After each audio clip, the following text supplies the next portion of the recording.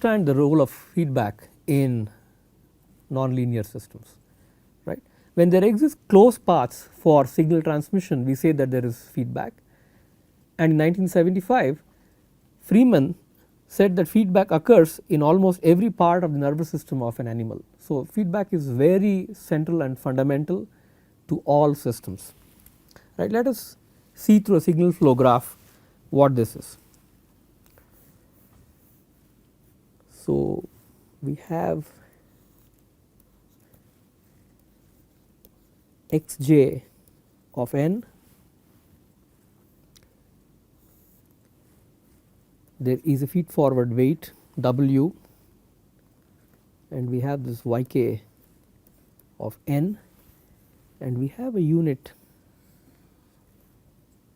delay in the feedback, right. This is a closed path in the signal transmission process. This is a closed path, right. There is a loop here.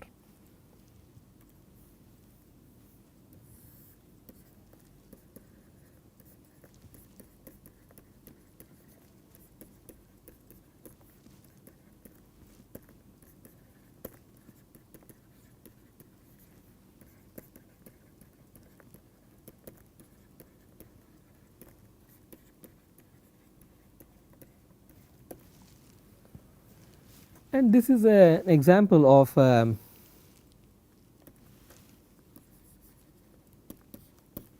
unit delay system, and we have seen this kind of transfer function in literature, right.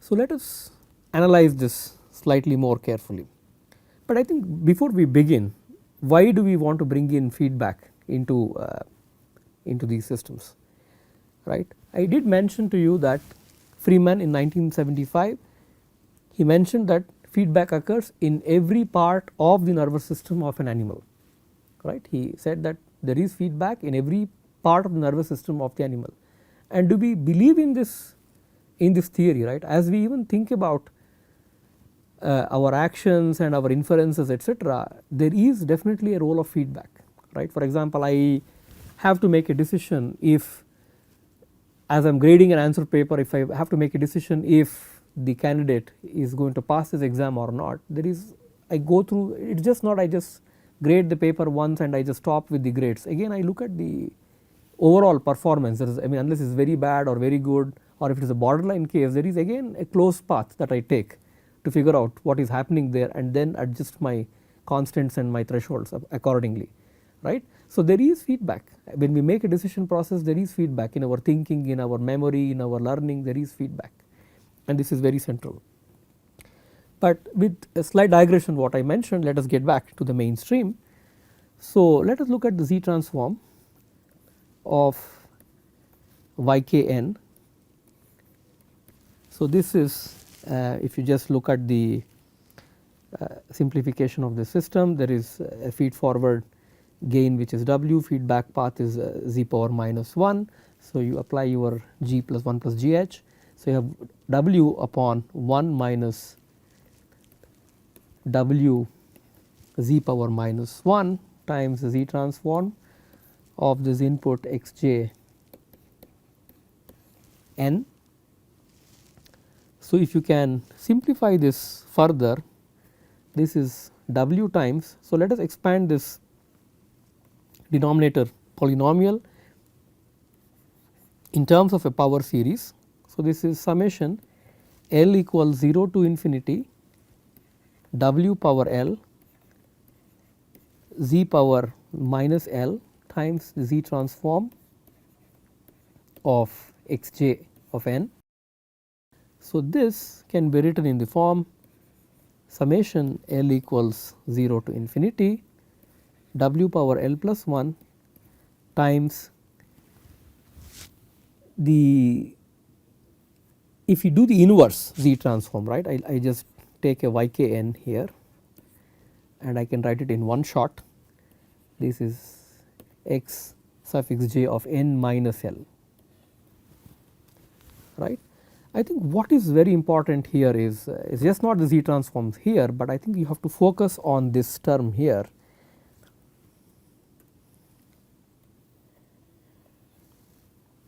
that you are sampling the input signal xj of n that is delayed L time steps in discrete units of time, and then it is you are scaling this, right. This is very important. That means there is, it is not that the sample at time n is just not dependent on the input at time n, but to different inputs in the past.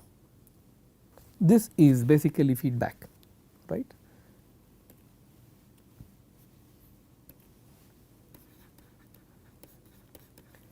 Sample of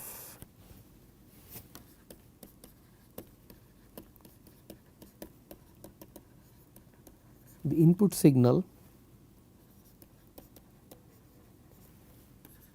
delayed by L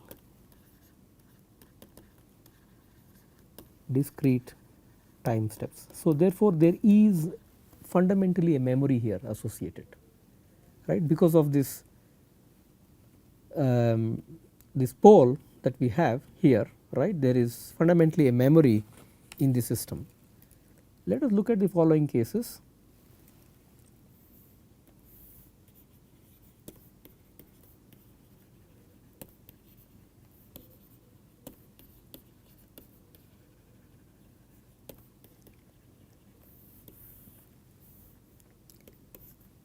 If mod W less than 1, the output signal yk of n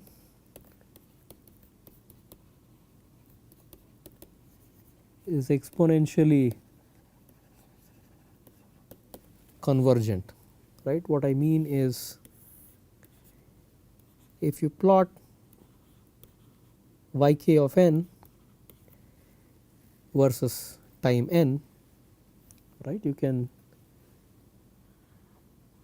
see that it sort of dives exponentially down, right. You have W times xj 0 at time step n equals 0, and time step 1, 2, 3 it starts coming down. Now, there are other cases. If absolute value of W is greater than or equal to 1, then yk of n is divergent, and the system is unstable.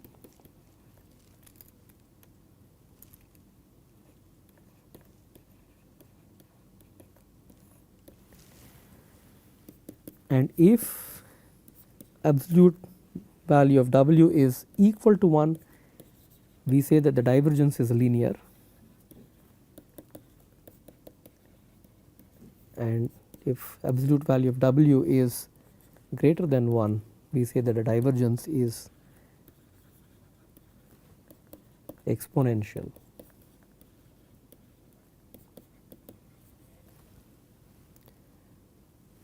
I mean, if you just sketch them, you can kind of see the analogy here.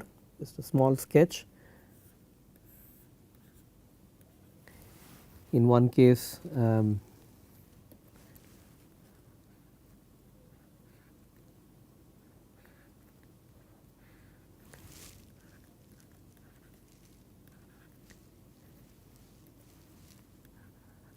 you have linear divergence, and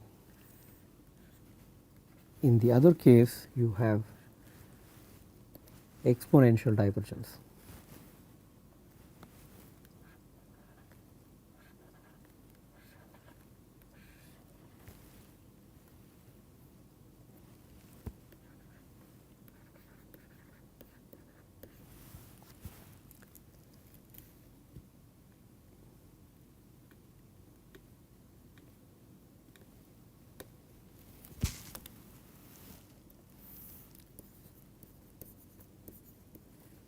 Suppose we let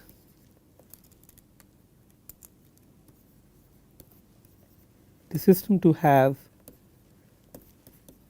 finite memory. This is very important because we can see how this simplifies. So, Ykn we can approximate this to be w times xj of n plus w square xj of n minus 1 plus dot dot dot w power n xj of n minus capital N plus 1. Let us assume that we let it through n capital N time steps, right, and then these are the scales w square, so on and so forth. So, there is essentially a feedback here. All the neural elements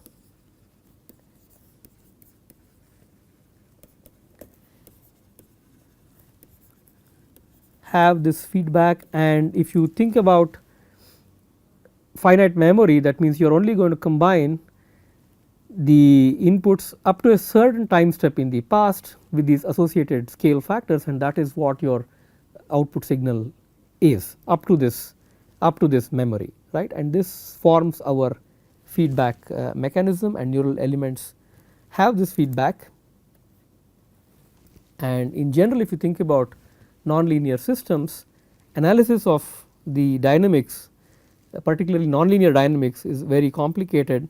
And when we think about networks, that is when we think about network architectures where we have recurrence in neural networks, we have these recurrent neural networks where there is feedback mechanism from the output to the input. At that step we can think about architectures as to what is the kind of memory that we want to bring in and how many units of memory we want to bring in, and we can look at these sophistications when we revisit the network architectures. Okay, having discussed the feedback mechanism, neural network representations as digraphs, and the neuronal models, we are sort of ready to understand networks, network architectures, right. The first network architecture is a single layer feed forward network. This is a simplistic thing, single layered feed forward network. And let us see how this is. We have an input layer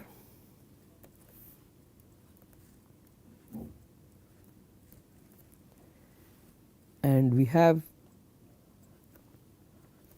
an output layer of neurons, and we have weights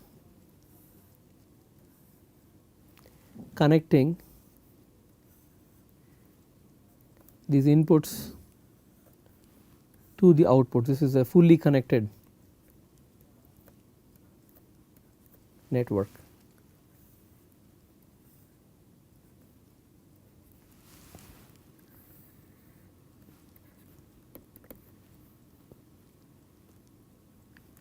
So, I am just showing you some connections.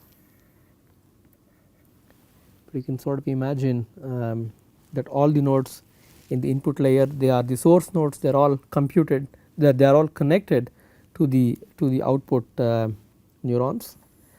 At the source there is no computation. So, these are the source nodes,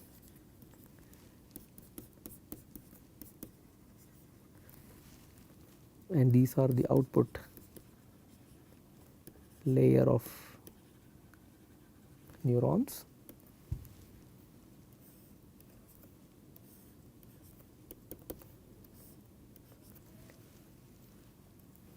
Here there is no computation because you are just getting the inputs. Here there are these are the synaptic links, you connect them to the output, at the output you do some computations, right. This is simplistic feed forward network. We can kind of generalize the single layer to multiple layered feed forward networks. Let us see how this architecture is.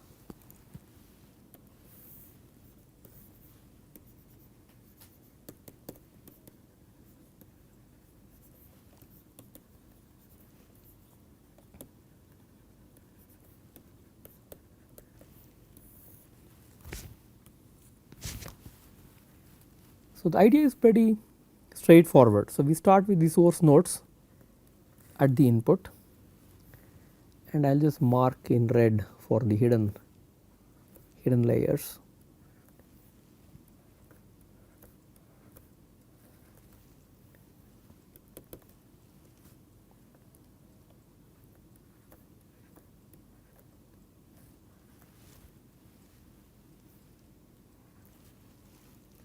We have connections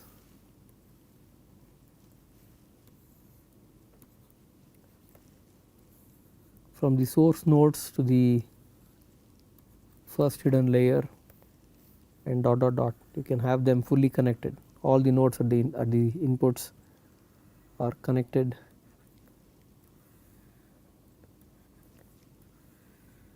to those at the hidden layer, and this goes on with various connections across the hidden layers, and then from the last hidden layer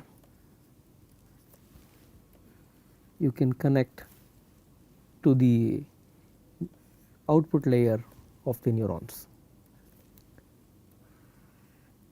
right, all possible connections.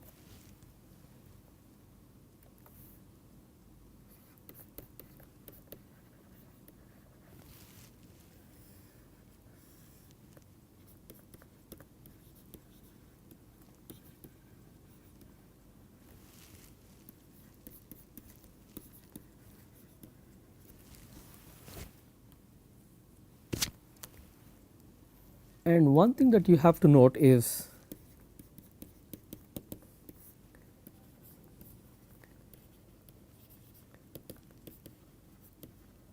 the multi-layered feed forward network can be A, fully connected, or it can be partially connected, and this has sort of a bearing on the learning, right, because if it is fully connected then it may not be a specialized network, because you can have some generalization ability there, and if it is partially connected it may be a specialized network because you do not want it to be able to generalize everything. So, depending upon the kind of application that you have in mind in terms of your knowledge representation within the network, you may want it to be fully connected or you may want it to be partially connected. So, here it is a straightforward feed forward network. There is no feedback, there is no closed path from the output to any of the hidden layers or to the input, right. There is no such feedback mechanism, and that is why it is called a feed forward. And there are also no lateral connections between neurons in a particular layer, right. We do not have any lateral connections, we also do not have a feedback from the output to the layers before. So, one can endow feedback into the network, and that leads us into the recurrent network. So, let us understand what recurrent networks are and kind of see the architectural sketch.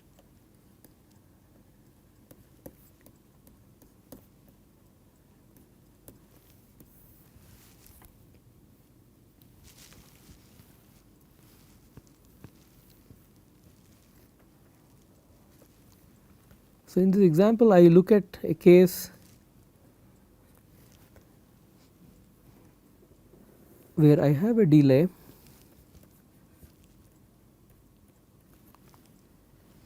and the output signal goes through a delay and then comes back and is fed into the inputs, right. Similarly, I can have another output which can be tapped. I go through a delay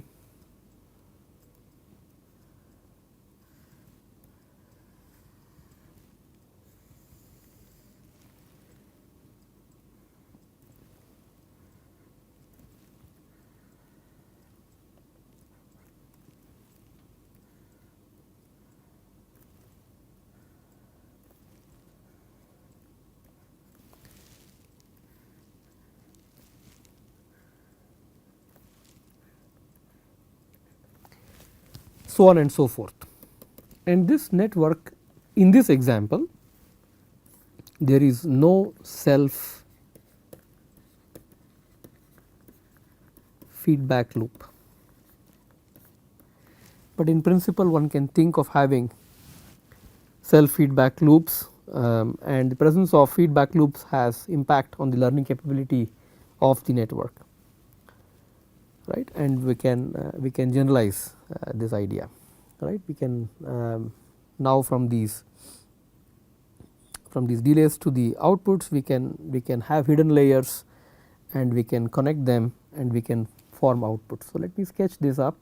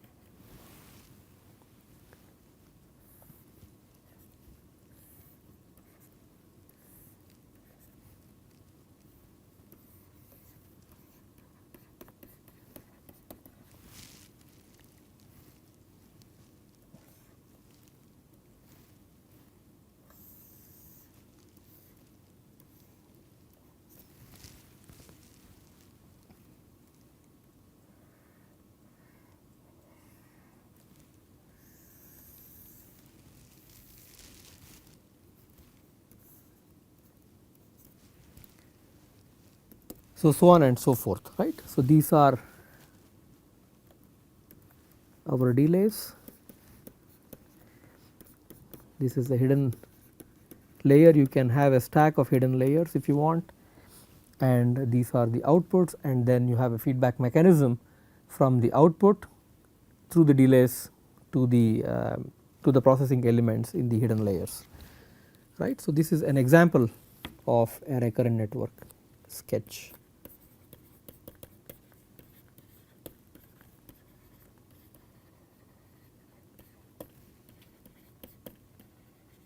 Of a recurrent network. So I think what is very important to realize is there is a feedback mechanism through these delays from the output back to the input, and you can have various connections and various configurations as to where the feedback is present, and that would complicate the network. And this architecture also does not have lateral connections. So what I mean about lateral connections is if you have connections between these processing elements in the same layer, those are lateral connections, right. And you can have feedback and other things across lateral connections. In general, for a simplistic recurrent network, you do not have lateral connections. I think this is something which is to be made very clear.